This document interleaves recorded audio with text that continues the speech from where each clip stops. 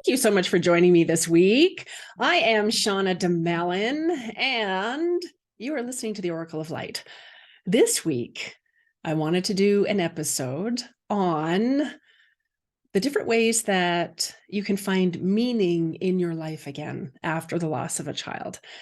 And for those of you who don't know me, I'm a medium, and I lost my son Jack 10 years ago. He would have been 10 this year. So I know firsthand what that loss feels like. We had started the in vitro process and things didn't go according to plan. And it wasn't something that I wanted to talk about, to be honest. It was like 1 minute he was there and the next minute he was gone. And I often tell people, I'm surprised to be doing what I'm doing some days, because my specialty now is connecting mothers with their children on the other side. And if you would have told me that was in the cards, 10 years ago, I would have said, no, I am not talking about that. I am not talking about that. And that is a loss that there are very few words in the dictionary that actually describe what that loss feels like. And there are a myriad of different emotions that go with it. I remember my daughter Emma saying to me, why isn't my brother here? Where is he? Why isn't he here? When is he going to be in your tummy? And she had a list of books that she was going to read to him. She had a list. She made this huge list of everywhere that she wanted to take him and go. We needed to go to Disney World and we needed to do this. And she was going to teach him how to ride a bike. And my husband at the time named him. He's like, we'll call him Jack. Jack was his name. And he was a part of our world for 6-7 months. And it was like he was already there. It was so real. Every night in my dreams, I would go into my dream time and he would come in and we would fly. He would take me flying. It was just such a magical time. And it was so exciting. There are moments of joy in my life that come pretty close to Jack. That time was just so special. It's like every day I would wake up and it would just be Jack. Oh my gosh, I was so excited. So excited. And yeah, it was a loss that I still don't have a lot of words for. I really don't. I was so hurt that everything had changed so quickly, and 1 minute he was there and the next minute he wasn't. And again, it isn't something that I like to talk about a whole lot, but I'm 10 years in now. So I have grieved him. I have mourned him, and I connect with my beautiful boy on the other side. And the one thing that really started me on my healing journey after losing Jack was a reading that I had. I reached out to Laurel. She's a beautiful spiritual teacher in California. And I was guided to have an angel reading with her. I just felt like I needed angelic love. I always work with the angels, and if you can see my pendant, it's angel wings, and it's just the angelic realm is it's me. It's where I'm from, I do believe. And for people that are guided to work with me, they can pick that up oftentimes. So I was guided to have a reading with Laurel, and this is after I'd lost Jack. And the first thing that she said was, well, Shauna, have you connected with Jack? And I said, no, I can't feel him. I can't hear him. I can't see him. He's not in my dreams. It's like he was gone, erased. And I didn't know what had happened. And she said, well, look up. And so I looked up, and in the corner of the room, there was this beautiful, beautiful angel. And she was walking toward me from the light. And she was holding hands with a little boy who would have been 2, 3, Jack's age. And I just remember that it'll be etched in my mind, in my heart forever, basically. I mean, it was life-changing for me. And she let go of his hand and he came running over to me and he's like, Mama, it's me, it's Jack. And I get emotional to this day. And I could see his blue eyes. I could see all the freckles. And I knew in that moment that he was okay, that he was safe, that I could experience him, I could connect with him. And it was in that moment that that connection was just strengthened with him. And I knew that I was going to be okay, knowing that he was okay. And it was from that moment that I started to grieve him. And I really started to deeply mourn him and mourn the loss. And, people would say, well, be thankful that you have your daughter. And I was, absolutely. God, there's nothing that could change that. Of course I was.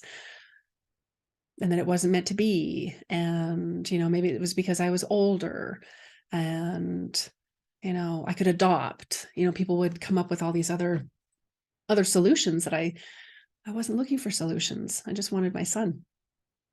So in that moment, I realized that I had a completely different look on life. Like having him back, having that connection with him was just so beautiful and life-changing for me. And so, I spent the next few years just really working through the loss. I hadn't even begun to look at it. I couldn't even fathom that he wasn't here, that he wasn't going to be growing up as my child here. And so, yeah, I spent the next few years sort of recalibrating, because you're not the same person, the version of Shauna in those months leading up to everything that happened with losing him, that version, she doesn't exist anymore. So it was getting to know a new version of me. It was allowing myself to deeply mourn him and grieve him. And I was angry, and I had this deep, deep sorrow. I didn't know if I would ever get through it, to be honest. And there were times where I didn't want to be here. I wasn't suicidal. I did not want to be here. I didn't want to be on the planet without him. I wanted to be where he was. And it was my daughter, Emma, that she became my focus. I put everything into her. I volunteered as often as I could at the school. I became the craft mom at school, baked cupcakes and cookies, and went on field trips. And I immersed myself in school and what was going on with her. I didn't know what else to do. And I worked on my business, and I had to take a little time off. I wasn't able to work with clients just yet. I wasn't able to stay neutral. So I took a little bit of time off and then sort of recalibrated. And there was a woman that came to see me. And it was the most beautiful, beautiful reading. One of the most memorable readings I've ever given and been a part of. And I always have permission to share. I always like to tell people that. And her family had reached out, and they said, could I buy my, it was her sister. She said, could I buy my sister a session with you? She's just been in this deep, deep depression, and she's just not the same. And I said, of course. And I joke, I say, I don't recommend that wives buy their husband sessions, because typically they do not want to come and see me, and that's okay. So she bought her a session, and she booked in with me, and she sat down, and the first thing out of my mouth was, Trevor's here.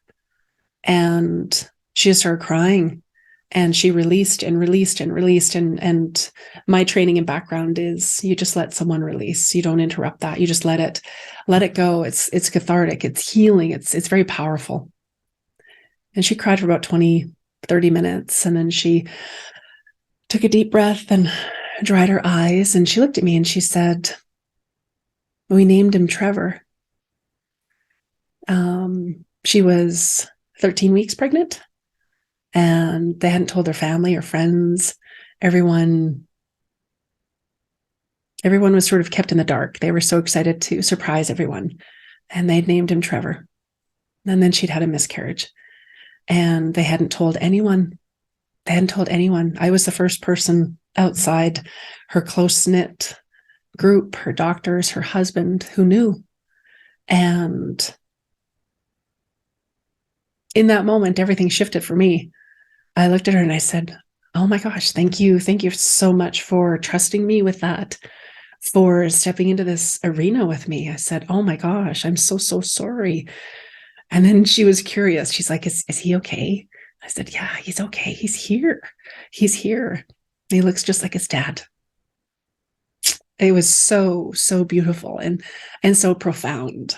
It really was. And to be a part of that, I think it shifted me as well. And we finished up the reading. And I always say to people, I wish I could take pictures of people before their reading and after, because that light was in her eye again. And she was hopeful. It was so profound. And then the days following, her husband reached out. He said, I don't know what that voodoo is that you do, but you gave her back to me. So thank you. Yeah. And I think they've had 5 or 6 babies. I've lost count. Yeah, it was just something so beautiful to be a part of that, to honor her loss and to honor the pain that she was feeling and to bear witness to something so beautiful, absolutely beautiful. And now over the years, I've read for thousands and thousands. And my specialty is children on the other side. And so there are lots of different ways that you can start to find meaning in life again after child loss. And so today's episode, I wanted to touch on 5. These 5, I sat down yesterday to sort of tune into the energy and what would the podcast like to talk about? And what are we looking at? And it was these 5 aspects are what wanted to be included today. The first one is that joy and grief coexist. This has come up so often in the last several months with the different groups I work with the countless women who are anchoring incredible support communities around the world that I have the privilege and honor of connecting with and communicating with. And I knew that something had shifted when I sat by the river one day, and I would always, drop Emma off at school and I'd go grab a latte and I'd go for a walk and go sit by the river. Sometimes I would talk to Jack. Sometimes I would cry. Sometimes I would talk to my grandparents. Sometimes I would journal. Sometimes I would just sit there and just take in the beauty. We're here in Calgary, Alberta, Canada. We're just nestled right beside the Rocky Mountains, just above Montana, if that gives people a reference point. And so Bowness Park is this beautiful park, and just the beautiful Bow River. And it's such a beautiful energy. So I was sitting there the one day and it hit me. I thought, oh my gosh, I didn't cry yesterday, and I don't think I'm going to cry today. And wait a minute, I'm wearing mascara and I'm going to get a pedicure later, and then I'm going to meet my friend for a coffee. And wow, then we're going to go check out this new bookstore. There's a book that Emma wants to get. And I just remember sitting there thinking, I think I feel a little bit of joy. I think I feel a little bit of happiness. Oh my gosh, like, what is this? What is this? And it was joy. And there was a brief moment where it was like, wow, where did that come from? Okay. Like it felt weird. It felt foreign, to be honest. And I sat there and I thought, of course, that makes sense. As you're working through a loss and you're grieving, your heart is hurting. Of course, it makes sense that there will be moments where you'll have beautiful joy and incredible experiences. And I love to explain this to people. I love to show people this. David Hawkins, he developed what is known as the consciousness scale. And so it measures different emotional states, if you will. And so I think you can see that. So at the top, that's someone who is highly enlightened. That is someone who, I always say, like, that's like Mother Teresa or, Gandhi, someone who has completely eradicated the ego, so to speak. Like, they don't have any of the lower emotions. They've mastered the lower emotions, so to speak. And then you come down to the bottom. At the very bottom is shame at 20. And then we can come above that. Grief is at 70. And the level of 500 is love. And love is where we manifest. Love is the vibration of energy that we need to connect into to connect with and experience our loved ones on the other side. That is, again, where we connect into when we are in the vibration of love. And then we can go even higher, which is joy. When we're in those vibrations, that's when we are experiencing all of us, our true authentic self, the limitless universe full of possibilities. And again, that's where we're able to connect in easier with our loved ones on the other side. When we are in that vibration, that energy, we become what I call magnetic.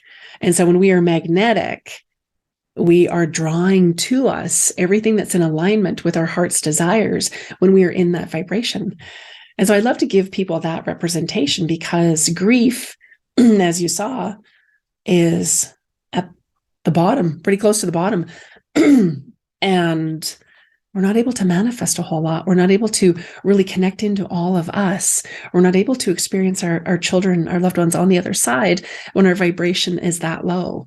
So some ways to raise our vibration so that we can experience more joy. And again, this doesn't negate the loss. It doesn't.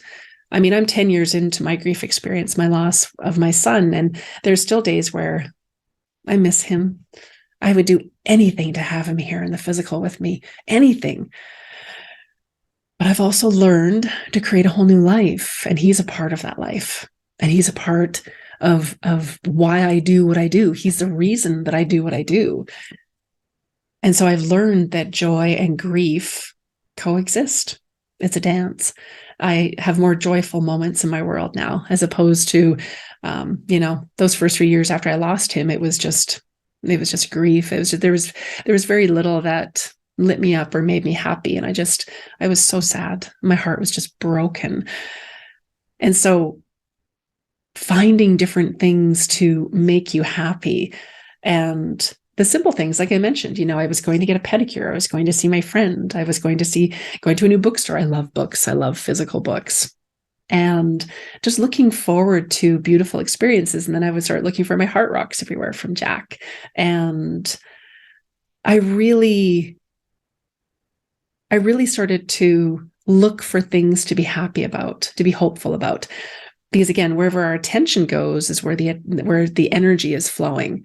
So that energy is going to follow our thoughts. The energy is going to follow our emotions. If we're feeling joyful, hopeful, happy, a little bit excited, then the energy starts to build, and we start to magnetize things into our world that match how we're feeling, what we're thinking.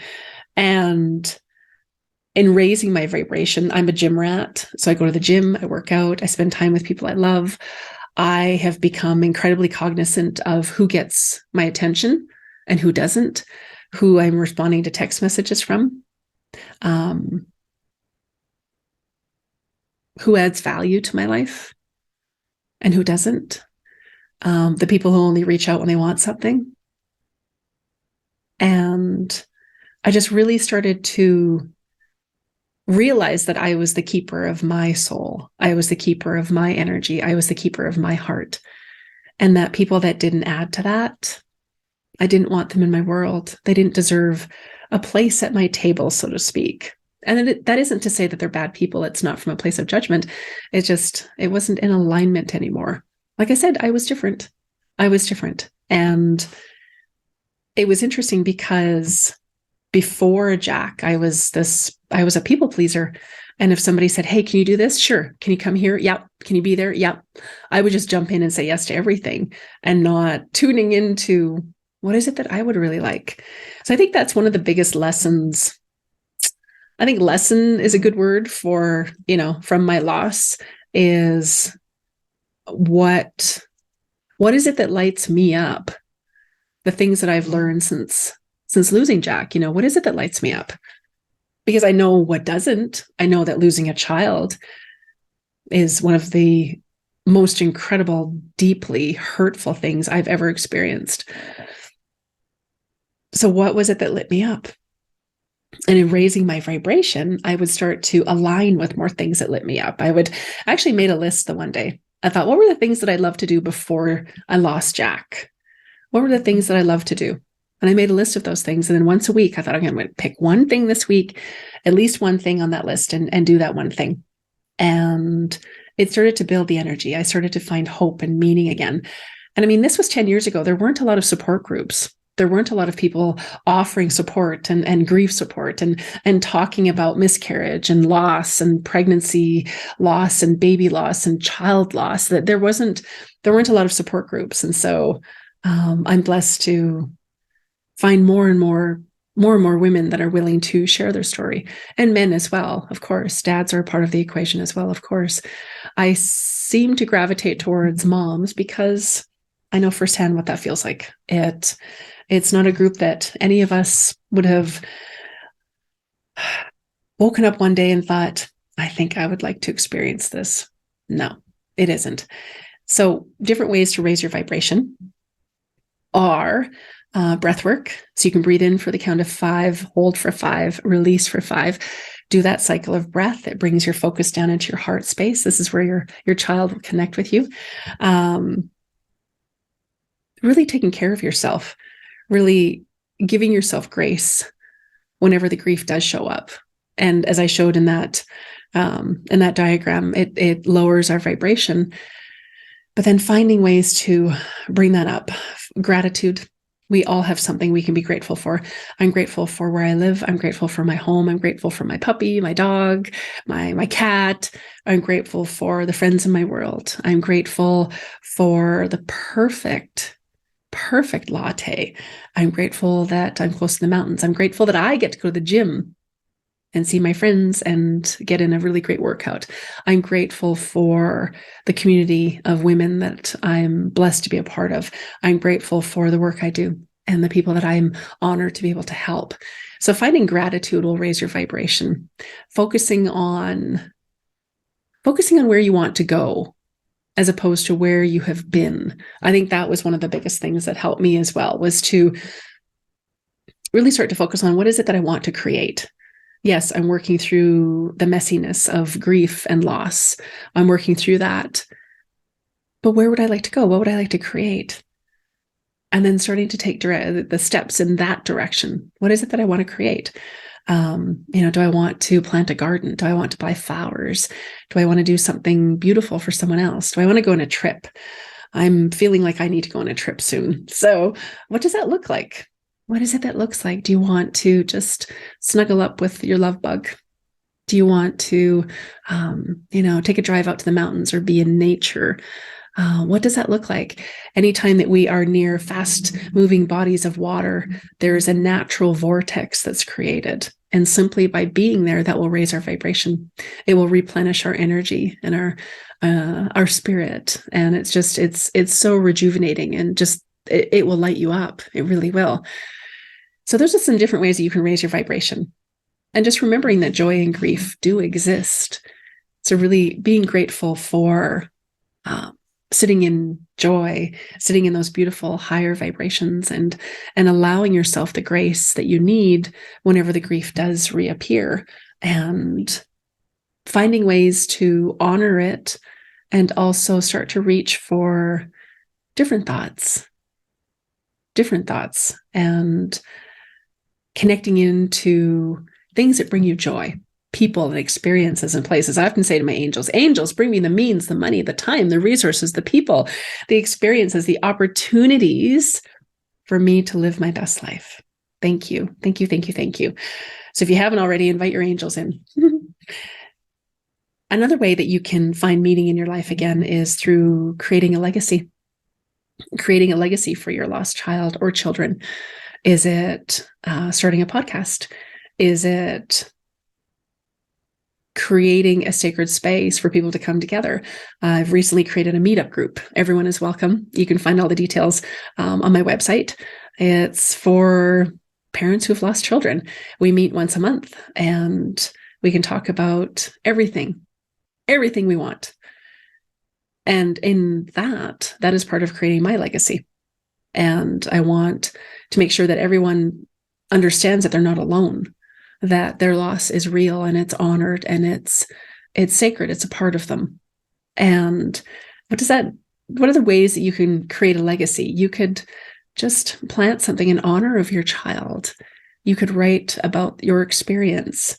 You could start a blog. You could just reach out and just be a part of one of these amazing communities. You could create art. There's so many beautiful artists creating incredible art in honor of children. And you could create, there was something that someone shared with me last week. It's a company that creates like little baskets of love for someone who's lost a child. You could create something like that. Even on a bigger scale, I know people that have created incredible legacies for, their child, in honor of their child. There's, foundations that have been created. There are so many beautiful books that have been written, and just a myriad of different things. And so what would that look like for you? And it doesn't have to be huge. It doesn't have to be. It just, is it creating a beautiful little altar, a little space in your home for your sweetheart? I know I have heart rocks everywhere, and Jack is why I do what I do. And so I invite you to look at that. Is there a legacy that you would like to create that'll help you to find meaning in your life again? Number 3, and we touched on this, is finding your tribe. There are a lot of people that don't understand what it feels like to lose a child, and I hope that they never experience it. So sometimes people don't know what to say, so they don't say anything. And sometimes that's even worse. Even simply, I don't know what to say. I'm not really sure what to say, but I want you to know that I'm here. And if there's something that I can do, please reach out. Please let me know. Something as simple as that is so beautiful to hear. It really is. It really is. And again, there are online supports. There, Instagram, Facebook, even TikTok. There's so many online platforms that honor child loss, baby loss, and any sort of loss that you've had with your child. There is a community, there is a group, again, meetup groups. Everyone is welcome to join mine. Again, the information will be in the show notes, and reach out if you have any other questions. Find your tribe. And again, there are books, there are podcasts. There are so many different channels and offerings and safe places to land with your loss. If you feel guided to have energy work, I know Reiki, I have my Reiki top up as often as I can. I have Reiki, I have body work. I go sit in nature. I just love to connect with other people who have had loss as I have. And it just really reminds me that I'm not alone. I'm not alone. And that, I can share what I've gone through. I went last night to a beautiful, beautiful gathering just outside Calgary. It was singing bowls. They're beautiful, beautiful quartz bowls, and they all have a different resonance, a different frequency of vibration. And it was beautiful to be among such incredible women. We were all women last night at this event who were willing to share, and I could feel it in my heart. I just felt this overwhelming love and this feeling in my heart. And it was just so nice to be a part of that. Not only have I lost a child, I'm also spiritual. I'm a medium. So it's nice for me to find a tribe that understands me, who understands what I do. And so for me, that's very special. So I have different tribes. I have my tribe for child loss. I have my communities with child loss. I have the work that I do. I have my tribes, my spiritual tribes, and it's so important for us to not ever feel like we're alone, to feel like we're part of something, like we belong, that we are seen, we are heard, we are valued just for being us. So that's very important. Find your tribe. This one is my favorite, is asking your child for signs. If you haven't already, I always ask my sweetheart Jack for heart rocks. I always ask him for signs. About 6 months ago, it changed into blue butterflies. So I added a blue butterfly to my tattoo. That's another sign I get from him. And again, my whole house is full of heart rocks. So ask your child, ask them for a sign. Please show me, bring me a sign. Make it so clear in my face that I can't miss it, and keep showing it to me. Keep showing it, keep showing it, keep showing it. And they will. And just keep asking, keep asking, keep asking, keep asking. And keep in mind that if you are still deep in your grief, that your vibration is going to be a little bit lower. So maybe you will see signs in your dreams. Maybe you'll have beautiful dreams. You can ask your child, please come and visit me in my dreams tonight. And make sure you wake me up so I know it's you.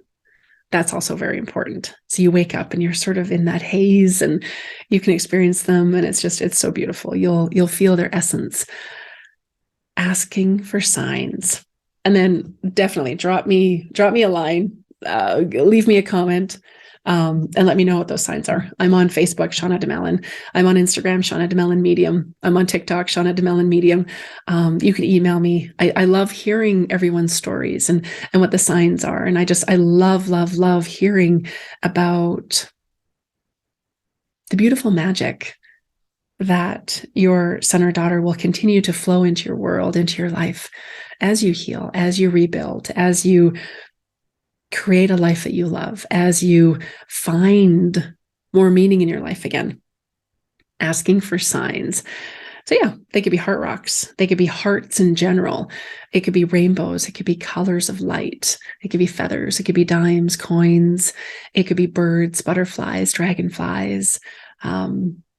It could just be a knowing. Sometimes we just know when they're there. We just feel it. There's so many different ways that the signs can come in. So just be open and available and be excited.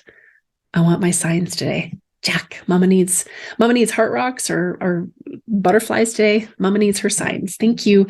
And then when you do get a sign, and you'll know. When you do get a sign, say thank you. More please, keep it coming. The day that I got, I added the butterfly, this is a couple of months ago, in the tattoo shop. Jack was there. Of course, he's jumping around. He's like, you're going to love it. You're going to love it. Mama, you're going to love it. And there were hundreds of blue butterflies. It was so magical, so magical. And if you would like to learn to make the connection with your child, do reach out. I'll fill you in at the end. I've got a very, very special class coming up April 30th. I'm going to take everyone through my program, Growing Up in Heaven. And we're going to do it live via Zoom. And I will teach you the foundational pieces around spirit communication. You don't have to be a medium. And then I'll teach you how to make the connection, and you'll experience your son or daughter on the other side. It will be a day like no other. It'll be fantastic. And again, I'll have that in the show notes, and reach out. It's on my website, April 30th. It'll be absolutely fantastic. Everyone is invited. And number 5, fifth way to find meaning in your life after you've lost a child is to remember that love never dies. That love never dies. Of course, we want our children here. Of course, we want to be with them.